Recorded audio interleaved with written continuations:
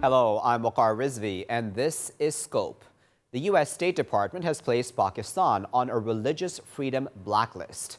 Pakistan has reacted by summoning a senior U.S. diplomat, saying this is a politically motivated move to divert attention from failures in Afghanistan. Who has the moral authority to point fingers at Pakistan at a time that the Western world curtails such freedoms?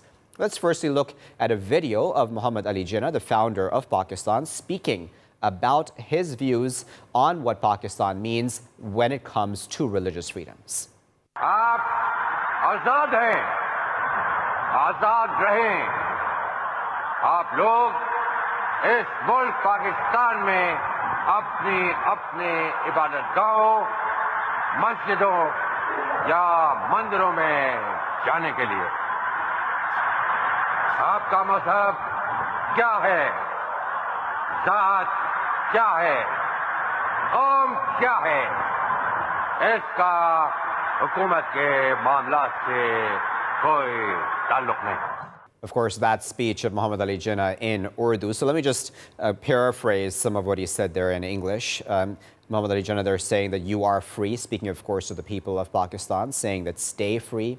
He said in the country of Pakistan you will be free to visit your places of worship, to worship as you please. And he said the government has, or the state has no involvement in the faith that you choose. Of course, that me paraphrasing the statement there made by Muhammad Ali Jinnah, the founder of Pakistan. To discuss this issue a bit further, we're now joined by Dr. Homa Baqai, who is an international relations expert, and she's joining us live now from the Pakistani port city of Karachi. Dr. Baqai, thanks for joining us here in The Scope.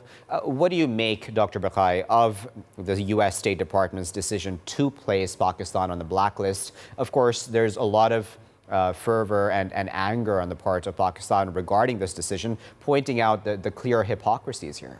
Well, it is just indicative and reflective of the trajectory our relationship with the United States is taking. There is a huge element of mistrust. There is a lot of blame game, and there is this finger pointing that is going on. And Pakistan cannot boost off complete religious freedoms, and yes, there are issues.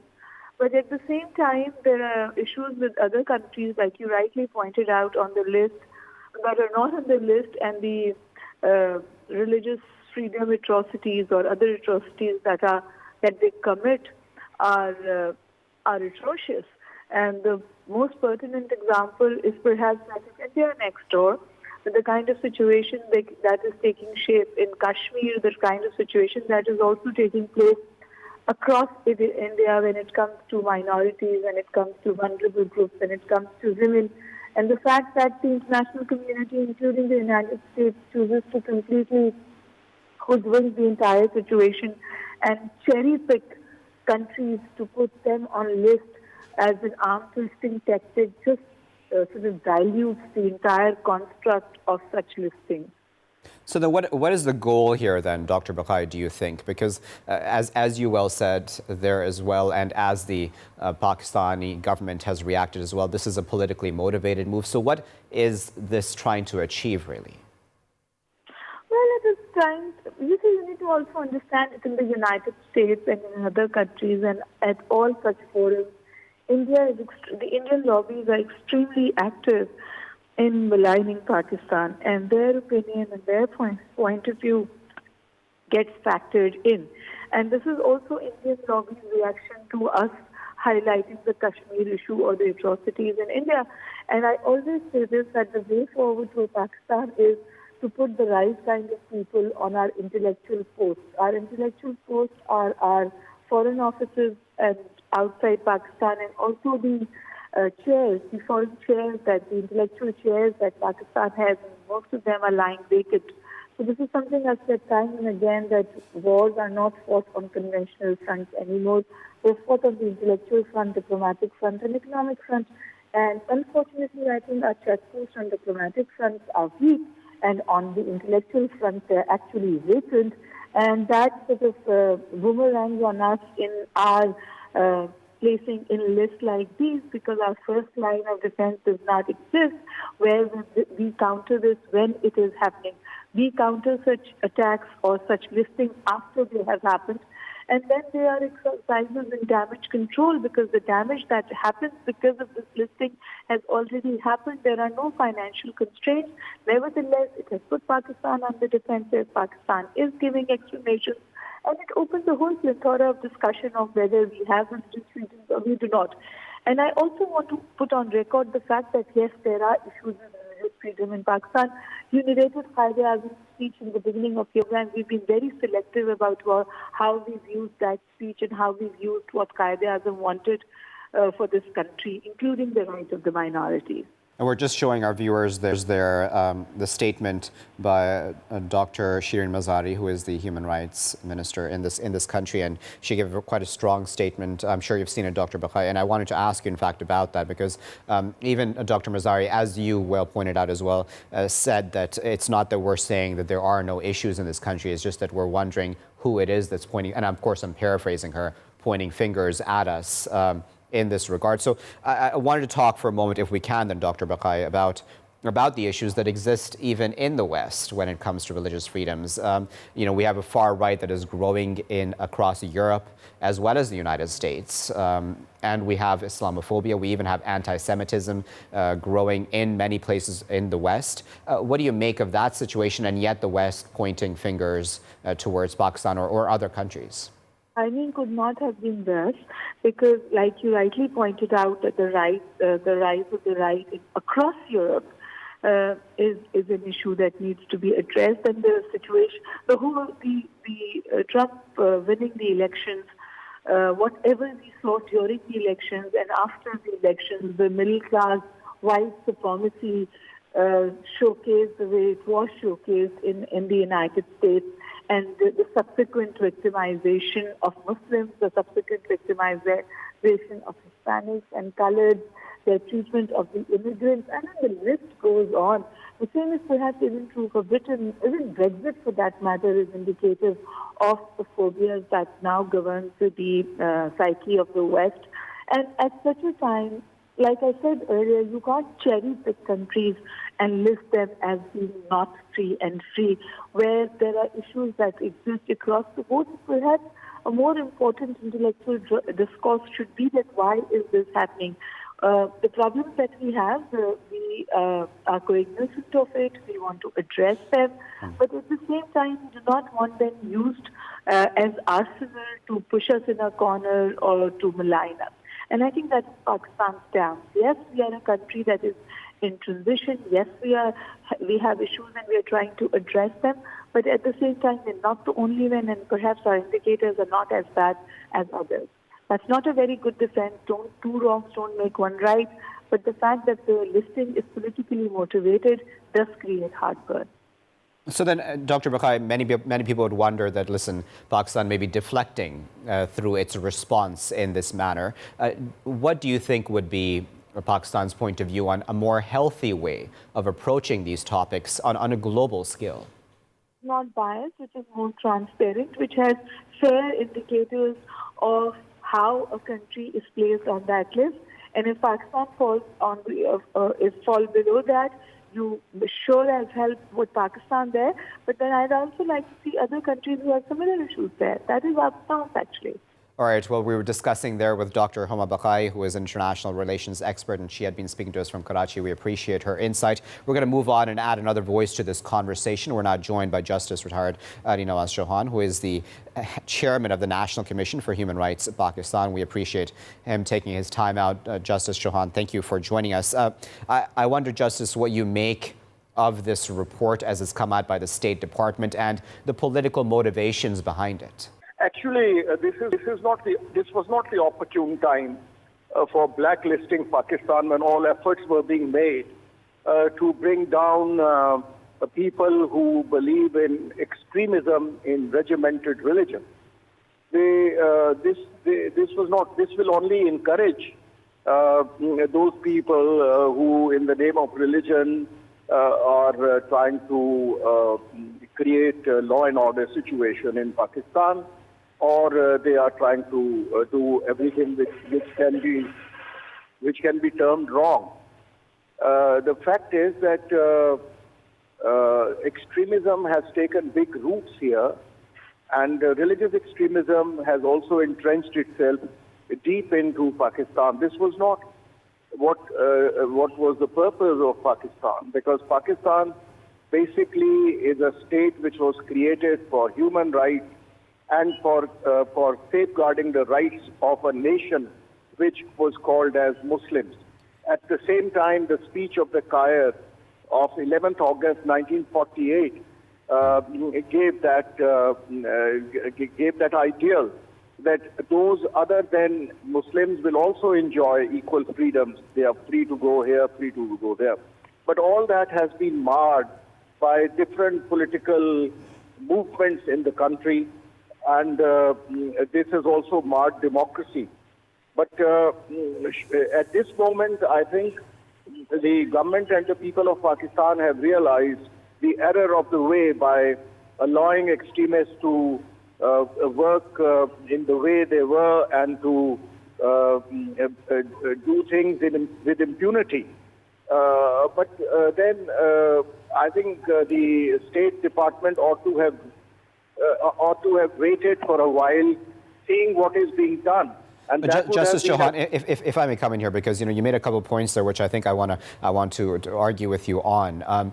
You spoke about extremism in this country, but I imagine that many people would turn around and say, listen, there are external forces at play when it comes to many of those groups that you may be thinking of and talking about, A, and B, that there are many minorities, religious minorities I'm speaking about specifically, who do have representation, political representation in Parliament, and that are able to get quite high up, are able to excel in society here. What do you make of that? Well, I think the ground reality doesn't appear in harmony with what you have suggested. I'm just going to Tharparkar, and there I see that in the past there was so much of harmony, but now we find some religious group creating disharmony by doing things which are not acceptable to that society. There are majority non-Muslims there, and some of them feel threatened. Last time when I went, I had to warn the administration that you have to protect this MNA now, who is a parliamentary secretary present in the present government. He was being threatened by a Maulvi. So hate speech goes on, and we find camps all around to Mithi and other places of these religious groups who are creating hatred. So, of course, they have representation, but the representation in the parliament is not a direct representation. It's the choice of the parties. It's an indirect representation. So these people really are not those chosen by the minorities directly. And some of them may be excellent, and they are excellent, like the two from Tharparkar, but maybe not rest. They're not visible. But I wonder, the Justice, because another issue comes up here. As you've mentioned, yes, even Dr. Mazari has said very clearly that in her statement in response to the State Department decision blacklisting Pakistan, she has said, and everyone can admit that there's always room for improvement, major improvements as well we can talk about. But then one wonders, who is it that's pointing fingers at Pakistan, and what is their track record, and what is the track record of their allies? And was this really, do you think, a fair and just process that was used to put Pakistan on this list versus the likes of, we can talk about India or Israel or other U.S. allies? In India also, we find minorities under pressure, under distress. It's not correct. And in case of Israel, of course, there too, all that appears is not what is in reality. We have seen how they were treating their Thai agriculture workers and the Muslims there, who are being subjected to a lot of, killing and so on in Gaza and elsewhere. So these are not two very good examples. But in Pakistan, I think the society is now fed up of religious extremism, and they want things to normalize and people to live in harmony. And that is a wonderful thing happening in Pakistan. Things are changing. But blacklisting Pakistan means encouraging those who believe that the measures being taken by the government should not be taken and they should be allowed to work with impunity. But Justice Chauhan, I have to push you on that point because, you know, it's striking me that when we talk about the United States, does the U.S. have the moral authority in this case to be pointing fingers at the likes of Pakistan when we have a president such as Donald Trump in office who has, used racist statements against Mexicans, who has been clearly Islamophobic really since even he was presidential candidate? Well, I think Mr. Trump is an elected president of USA, and I think he has to be given briefing on the situations in the Muslim countries, and particularly Pakistan, which is one of the biggest Muslim countries with 200 million population. But is there someone to brief the president? I don't find anybody. And I have lived and studied at, I lived in New York and studied at Columbia Law School, and there too I used to see that Muslims are not very well represented here and there. And they are portrayed as extremists, and what is in extremism is reflected in the press and elsewhere. So Muslims need, or minorities need, to put across their case very well. But I hope Mr. Mr. Trump will ultimately realize that he is following a path which is not properly researched, and he is following a way by which he is offending people in the Muslim world. There are 55 Muslim countries, and he ought not to have offended them, rather befriended them. And look, he's befriended Saudis, and you know what has happened to Kashgori and all that. So I think he's making wrong choices. Anyway, he's the president of the United States, and I think in the next elections, the Muslim country should lobby for a better candidate. So then would it be fair to say, Justice, that this was a politically motivated decision to place Pakistan on this blacklist? It isn't really about religious freedoms, but it's in fact about sending a political message to Pakistan at this time? But look, this was not a wise step, because Pakistani government is doing its best. Look, for instance, they've taken into custody the Tehreek-e-Labbaik, and their party is now really in prison. So they should have helped Pakistan, putting a pressure only, saying if you don't do it, we'll blacklist you, instead of being so abrupt as to blacklist Pakistan. This will send a negative message. And so then let's talk about within the country, Justice Chauhan, because you said that there is an understanding that extremism of any sort is not healthy for society in Pakistan or anywhere in the world. I believe people everywhere are coming to that realization and have known that for a very long time. So let's talk about the fact, as you mentioned, that we do have communities here living side by side and have lived side by side for many, many decades and years.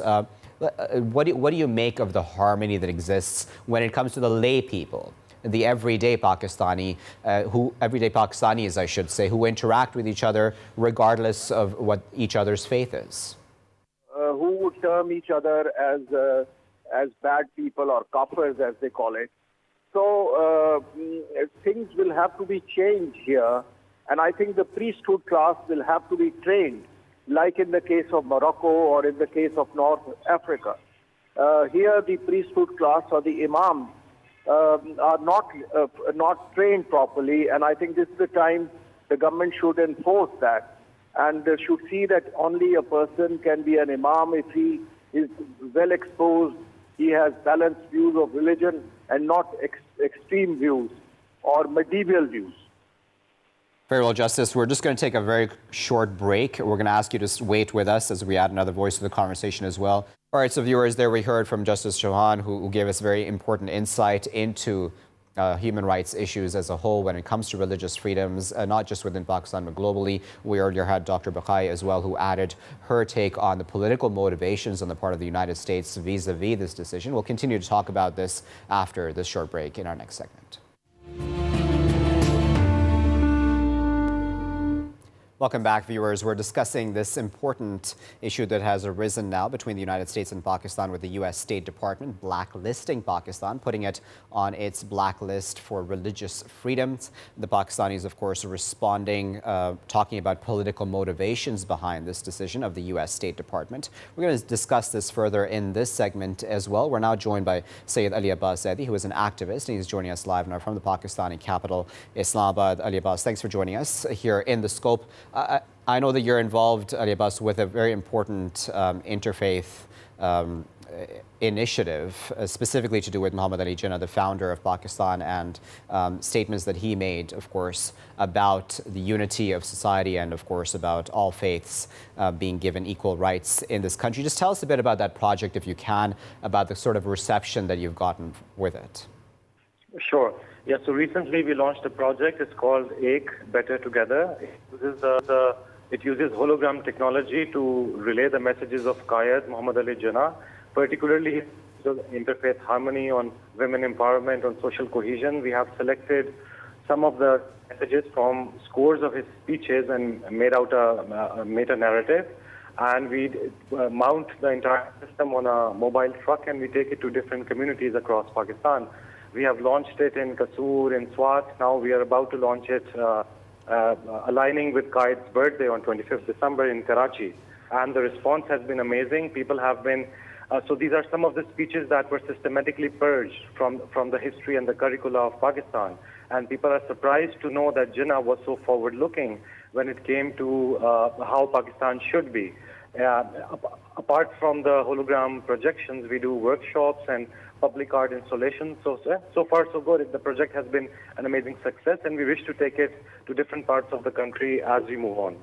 And what then do you make of, as a whole then, Ali Abbas, about such interfaith initiatives within Pakistan? Because, you know, when one looks at Pakistan from the outside in, as I imagine the Americans did, they have a very, I would say, warped view, maybe is not the right term, but a stereotypical view of the country. How important do you think such interfaith initiatives, such as yours and others, are, you know, dispelling those stereotypes? Yeah. So on the current context, that is the Trump administration enmity with Pakistan, it is there. But at the same time, I believe we as a nation should stop taking everything to heart. You know, China is on that list. Iran and Saudi Arabia are on that list. They haven't got all worked up like us, you know. We are so worried that they have, apart from the U.S. putting us on this list, we have reports from the Human Rights Watch, from the HRCP, from Amnesty, and they're there. The real issue is how we treat minorities, and I think that should be the broader debate. Yes, that there is structural and systematic persecution of certain communities in Pakistan, particularly the Christian community, the Ahmadi community, the Shia community, and it is there. And instead of taking the blacklist to heart, we should start working on bringing on bringing these people together, because, you know, without addressing these key issues, we cannot progress as a collective. So in that context, I believe the efforts for interfaith harmony, for interreligious and interethnic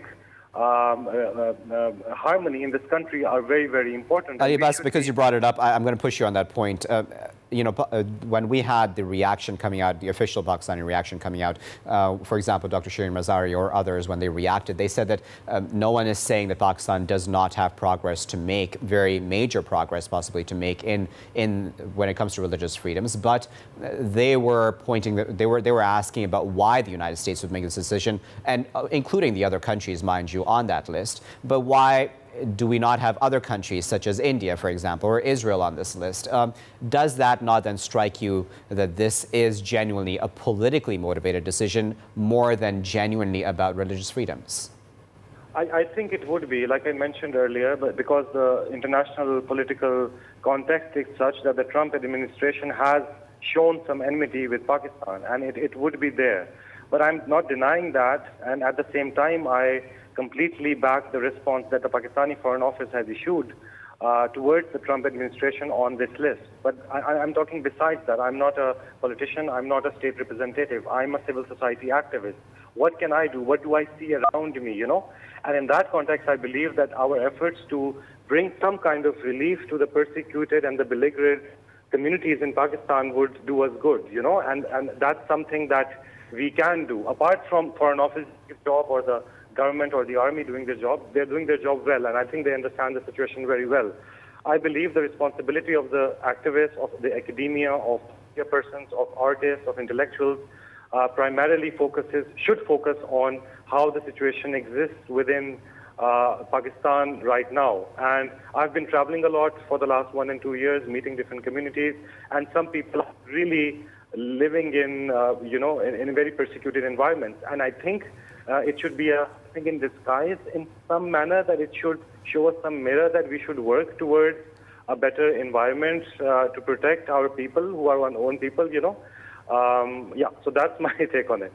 Okay, so Ali Abbas, we do appreciate you taking your time out and sharing thoughts with us, because in fact we want to discuss this issue now with some of those minorities and people of non-Muslim communities in this country of Pakistan. And we're now going to bring in Mr. Shakil Chandar, who is an advocate, and he's joining us live now. Mr. Chandar, thank you for taking your time out to speak to us here in the scope. I wanted to get your view, Mr. Chandar, on your community's experience in Pakistan, how it has been able to excel and live in harmony with other Pakistanis, be they Muslim or be they of other minorities as well. We are Pakistanis by birth, and we went to college, we went to university. I think in Pakistan, religious minorities, they are enjoying their freedom fully. We are celebrating our festivals, not from here, since 1997, with full freedom. Christians are celebrating their festivals in churches, we are going to temples, and we don't see any problem in Pakistan, and we are enjoying fully here. And so, Mr. Chandar, why do you think it is that countries such as the United States would then point fingers at Pakistan? Do you think this is just about politics? I think we should not take Mr. Trump's view very seriously, because the whole world is not taking him seriously. We reject his view about religious minorities in Pakistan, And we would like to respond that Pakistan's constitution ensures equal treatment of religious minorities without any discrimination. Okay, Mr. Chandra, we're just going to take a very short break. Please do stay with us. We're going to be back after that break, and we're going to continue our conversation. Viewers, of course, this very important discussion that we're having right now will continue after the break about religious freedoms in the context of Pakistan and, of course, the hypocrisy on the part of the United States and the West as a whole, pointing fingers at countries like Pakistan vis-a-vis religious freedoms. Stay with us. Viewers, thank you very much for staying with us here in The Scope as we continue to discuss the State Department decision to blacklist Pakistan when it comes to religious freedoms. We're discussing, of course, the reactions from Pakistan itself. To discuss this further, we're now joined by Mr. Zahid Hussain, who is a journalist and analyst, and he's joining us live now from the Pakistani capital, Islamabad. Zahid, thanks for joining us here in The Scope. What did you make of the State Department decision? Well, actually, this is a congressional committee report on religious freedom, but it is up to the State Department to take any decision if they decide so. But I don't think they are going to take any decision. But certainly there will be it is much more of a political thing, and they may not actually do anything at this point of time. But it will always be used as a weapon against Pakistan. Right, so let's talk about the politics then. Why now? Why was this decision made at this point in time to put Pakistan on the blacklist? As you said, of course, we know that the U.S. State Department will not be sanctioning Pakistan, but why was this decision made, and why weren't, for example, other U.S. allies such as India or Israel included in the list? Well, I think probably it's not the State Department's decision. It is a congressional committee which gives a report every year. On this situation, on freedom of religion. So Pakistan was already put on this watch list for some time, and now they have put on it's on a blacklist. So it's not a decision of the State Department, that's right. So many other countries are also on blacklist where the actions have never been taken, like Saudi Arabia is part of it, China, and there are some other countries. Iran is. So I think probably what it means, it's not like actually that report itself requires any action against a particular country. But it depends on the State Department whether, on the basis of this report, whether they take any decision or not. There could be an argument actually that why other countries have not been included in the list. So obviously there is a political aspect to it also. You are absolutely right. In India, there is a lot of things are happening. There is discrimination against religious minorities there too. But some of the things are really actually on critical basis. Like for example, China is always including that. But on the other hand, we are also seeing Saudi Arabia is also a part of it. Saudi Arabia is one of the staunchest ally of the United States, but its name is there. And it's always been there on the blacklist. But obviously, for a political ground, they are not going to take any action against that country. All right, so Mr. Hussain, now I'm wondering, when it comes to this issue of political motivations, let's also talk about the hypocrisy on part of the United States or other Western countries when, as a whole, they point fingers at other countries for human rights violations. We now have the far right, for example, growing not just in Europe, but we have a U.S. president who is quite openly racist himself. What moral authority do these countries, if they have any, have towards pointing fingers at others? They don't have any moral authority as such, but they are the superpower. United States is a superpower, and so whatever actually decision they take, it does have an impact. You're absolutely right that in today's America, the religious intolerance is increasing, but certainly it's not a state policy as such. Yes, actually, we are also seen in Europe. But one thing Waqar, I would say that maybe it's a political issue it has become, but we should also be, concerned about the situation here. But to be fair to the government and to the establishment, Mr. Hussain, it is all the statements that have come out in reaction to this blacklisting of Pakistan have said that Pakistan is not saying that there is not room for improvement, major improvement, and that there are not areas of concern that Pakistan itself has and needs to work on and is working on. But their major concern, or the major criticism, I should say, with this decision to blacklist Pakistan is simply, as you mentioned, the political part. So that's a very fair point, though, isn't it? Because these are issues which each country deals with internally. When we take our case to the international community, one has to examine actually why people will not accept our argument, because whatever is happening. Because look, actually, in other countries we have seen growing religious intolerance. There's no doubt about that. But what I'm trying to say is that we have to improve our image as well. And like for example, this use of the number of people who are jailed, I don't think there's any other country which has this kind of law being misused. So all those things actually give them some opportunity to use it against us. So what I'm trying to say, on one hand, we must criticize the double standard we are adopted by the Western world. But on the other hand, we have to look inside inside our own country that something is going on here. So we should not take refuge in that actually about this double standard. But one has to try to improve the situation here too. So, okay, let's talk about, because you brought it up, let's talk about a healthy fashion in which these topics can be discussed without external powers getting involved. What would such a healthy discussion in our country look like, again, without any external pressure? Yes, I agree with you that it should not be done. It should not be done on external pressure. But we are actually in this country. We have seen that whenever there is an external pressure, we tend to do something.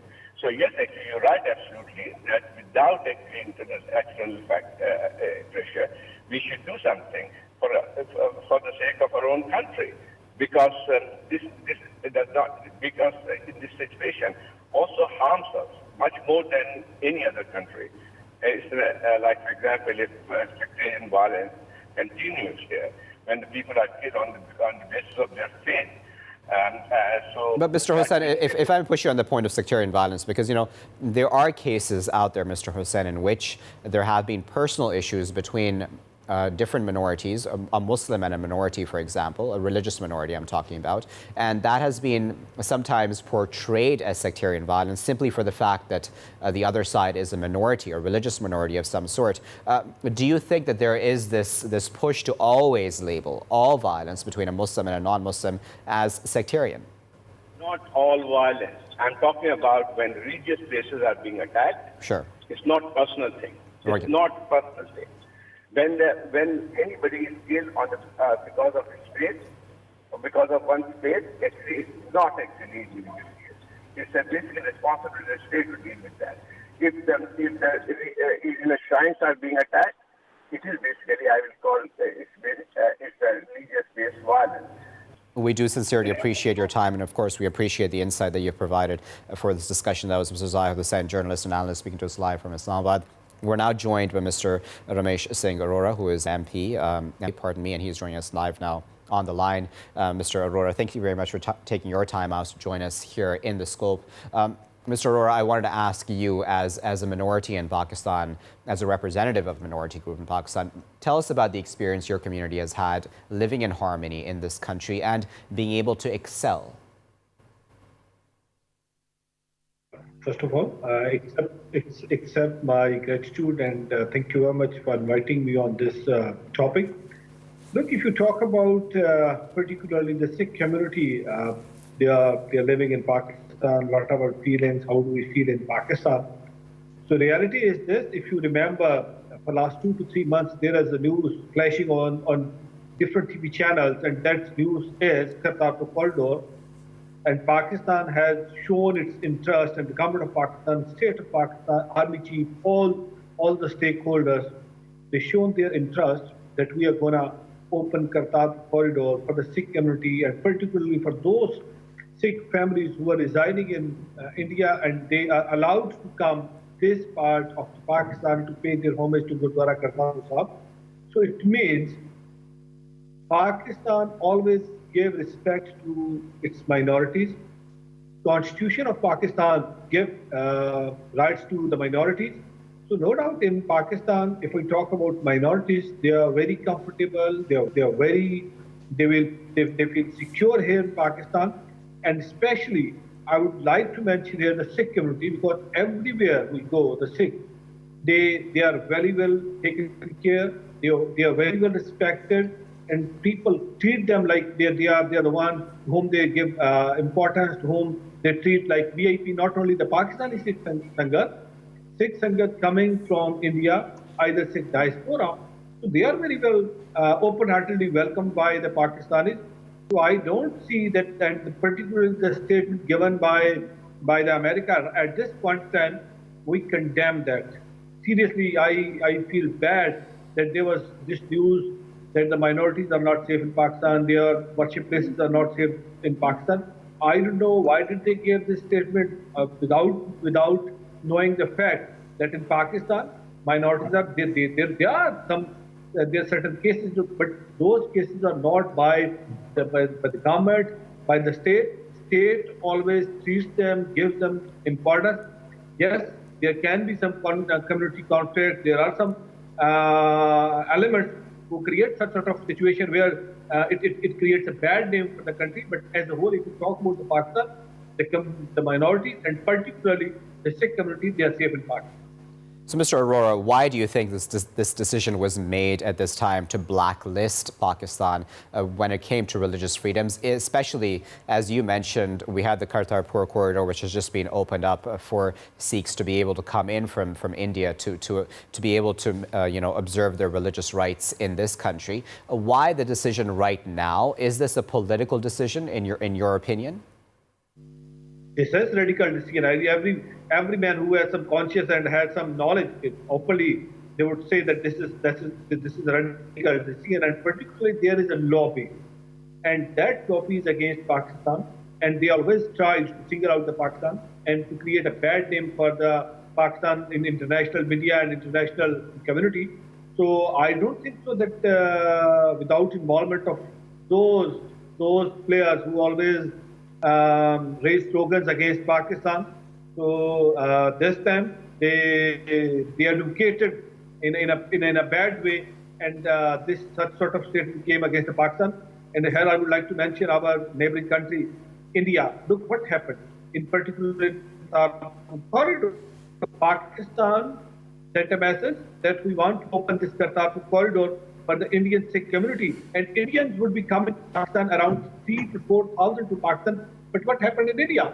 India, initially, there was some blah, blah, blah. There was some yes, yes and no, yes and no. Yes, we are sending someone. Yes, we are not sending someone. And what happened at the last, that they are now taken back their decision, and now there's discussion going on either we would be going for this Kartarpur corridor or not. So it means India always tried to create a bad name to Pakistan, and in reality, India needs to look into that. Rather to blame Pakistan, rather to blame state of Pakistan, India needs to look into that. India claims that they are the secular state, but what is happening in India? Now all the minorities in India, they are raising their slogan that we are discriminated. Now if you talk from the Sikh community, what happened with the Sikh community in 1984, what is happening right now in Kashmir, what is happening right now with the Christian community, what is happening with the Muslims, what is happening with the Dalits. So this all shows how India is treating with their minorities and how their religious places in India are safe. So rather to create something for Pakistan, create bad name for the Pakistan, and portraying that the Pakistan is not a safe country for the minorities, other states or other countries should look into their own policies, should into their own actions, which would clearly indicate that Pakistan is much more safer than them. We're now joined by Mr. Peter Jacob, who is a legal analyst as well as activist. Mr. Jacob, thank you for joining us here in The Scope. Peter, in your experience and in your community's experience in Pakistan, what can you tell us about how your community has been able to excel and live in harmony in this country? Well, looking at particularly past 30 years, there have been drivers of intolerance that have been operative, and that's why we stand that not only that communities, religious minorities particularly, are marginalized. There is no room for freedom of religion, I must say, in the real sense. The kind of freedom that is exercised is basically perversion of it. So the intolerance, existing division among the people, the way some of the laws have affected our social fabric, we stand divided on the basis of religion and sect. Peter, I wanted to ask you, Peter, because when we're talking about religious freedoms within Pakistan at this time, Peter, even those officials who have responded to this State Department blacklisting of Pakistan have said that there is, of course, room for improvement, that there are issues that need to be worked on within the country. But do you agree with them that this decision was politically motivated? Not really, because such efforts have been made earlier. And the U.S. Commission on Interreligious Freedom has been designating Pakistan, has been demanding to designate Pakistan as country of particular concern for past 15 years like. So I don't think it's surprise. Such indication was given last year also. So I don't think it can be only that Trump administration somehow is unpredictable in many ways. But I don't think it can be politically motivated. But then, Peter, many people would argue, Peter, that why wasn't India put on this list? Why wasn't Israel put on the list? Why wasn't the U.S. even talking about its own issues with religious freedoms? It has a president who is openly racist. Well, India has been put in a category which is under watch list. Not exactly the country of particular concern, but they are under watch, according to their report. Whereas it seems that somehow Democrats, they have been lenient but critical of Pakistan administration also, whereas Republican in U.S., they have been basically allies with Pakistan. So that's another point that we can consider behind this designation. That there is certain departure, it seems, on part of U.S. In their treatment and relationship with Pakistan. And do you believe that, Peter, that the issue of religious freedom or human rights should ever be politicized in such a fashion? Do you think that any country really, or especially the Western world, has any moral authority really to be pointing fingers at anybody else? Is that a healthy way to go about dealing with these issues? Well, because this is a kind of autonomous organization within one country, which is U.S., which has been recommending, and it has a certain amount of credibility. The designation by State Department might look like it because it is political institution and it is somehow the vanguard of certain political interest. But at the same time, when it comes to peer review, the countries ought to conduct a peer review. I mean, the countries are free, and that is how we increase the sovereignty and not decrease sovereignty of a given country. All right, so Mr. Arora, I'm wondering what you make of the fact that we have now the likes of the United States talking about Pakistan's internal affairs when it comes to these religious freedoms. What do you think is a healthy way for this country to go about, ensuring better interfaith relations? All the minorities, all the religious leaders on the table, and we need to come up on a solution how we can give more and more security, safety to the minorities here in Pakistan. Because if you look at India, what is happening in India, what is happening in Israel, what is happening in other parts of the world. So, but as long as your question is concerned, we need to do serious effort. We need to do more effort to bring minorities here in Pakistan at par. All right, viewers, our guests there have been talking about this issue of the U.S. blacklisting Pakistan for religious freedoms and, of course, the ramifications of that both within the country and outside the country. What were the political motivations behind this? And is this a healthy way to go about dealing with any issues of religious freedom, especially when we know that this has not been a fair process, that other countries or other U.S. allies that have major religious freedom issues have not been brought forth, have not been criticized in this report? Why is religious freedom being used as a political tool? We'll leave it there for now, but thank you for watching Scope. I've been Waqar Rizvi.